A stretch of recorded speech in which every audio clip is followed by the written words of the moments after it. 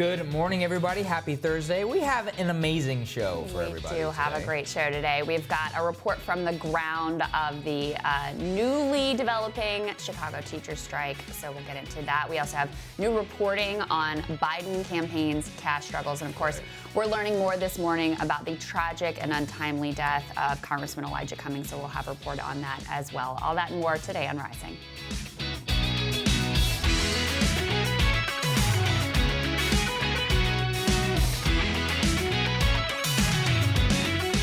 Krystal, what's on your radar? Well, we're just learning more details about AOC's endorsement of Bernie Sanders. According to Politico, AOC informed Senator Sanders of her decision while he was laying in a Nevada hospital bed recovering from his heart attack. Here's campaign manager Faz Shakir.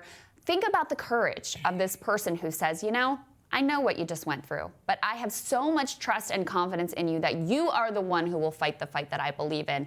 I'm with you. To hear that was like, wow. Wow, indeed. About 2 weeks ago on this show, I explained what AOC's endorsement would mean for her and for the candidate who received it. In part, I argued that endorsing Bernie at this moment, when the wind is at the back of his progressive rival, would represent a profoundly important and courageous move. Take a listen. Endorsing Bernie at this point is not a DC choice. It's a movement choice, an activist choice, a surefire way to get you disinvited from certain polite segments of DC society, and an unjustifiable gamble if you're playing for short-term power positioning.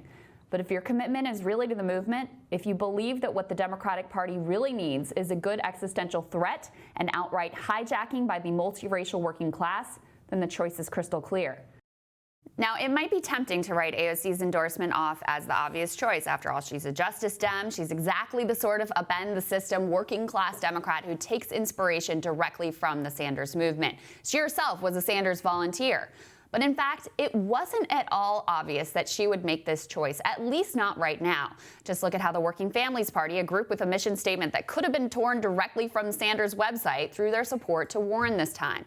For AOC to back Bernie while Warren has that momentum is very much against her personal short-term political interest. After all, Warren has adopted the language of the movement, embraced many of the policies that AOC champions, from Medicare for All to the Green New Deal.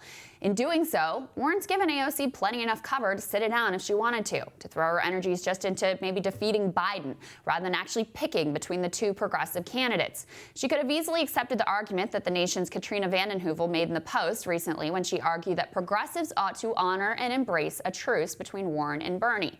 In essence, either of these candidates is great, so let's just have a love fest for them and see what plays out. AOC is explicitly rejecting all of that. She is picking sides. And picking sides means, of course, that there are real differences between Warren and Sanders.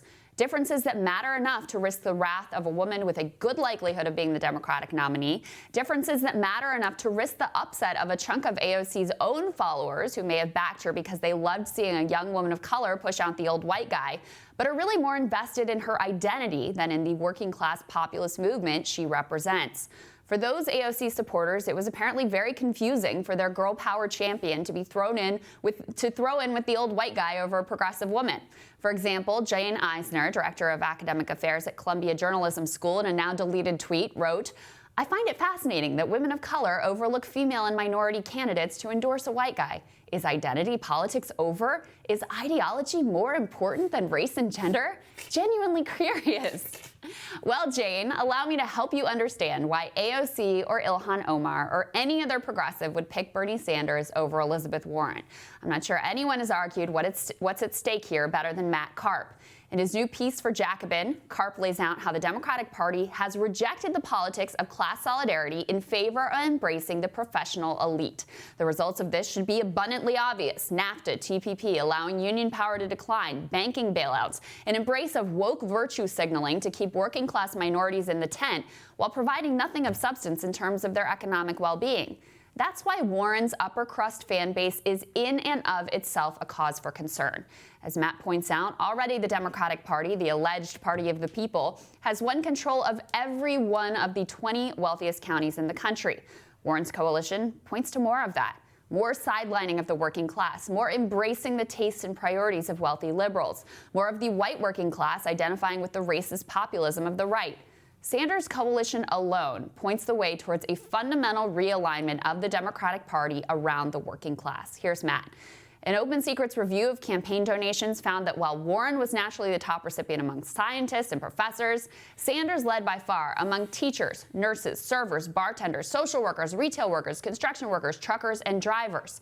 Of all the money going to 2020 Democrats from servers, one of the lowest paying jobs in the country, more than half went to Sanders alone. This is just what is required to challenge the power of the ultra-rich, a politics that does not treat lower-income voters as a kind of passive supplement for professional liberals, but one that can put the new working class itself at the center of the action. So well said. And this is the choice that AOC has just made. It's a choice to center the working class.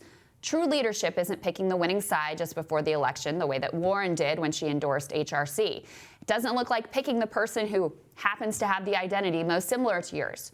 True leadership looks like wandering in the desert of democratic socialism the way that Bernie did for decades when the DLC and corporatists turned us into the party of Davos, and Bernie was essentially alone on the national political scene.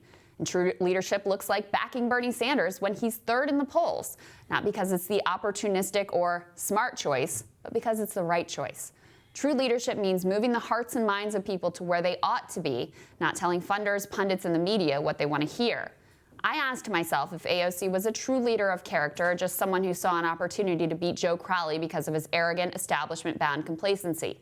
Now we know the answer, and the multiracial working class has another champion to stand next to Bernie and fight the good fight.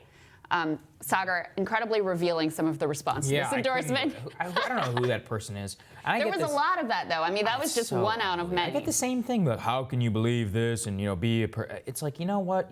Just the color of your skin doesn't determine all of your politics, right? Right. Or it's your so gender. Insulting. Your gender, exactly. It's like, and I think, like you're going to pick Sarah Palin over, Yeah, Katie Halper, she had a great tweet. She's like, wait, so if Nikki Haley is the Republican nominee as a woman of color, would AOC be obligated to endorse her? It's like, no that's ridiculous on its face. Yeah. So there you go. That's about as intellectually deep as some of these people go. Indeed.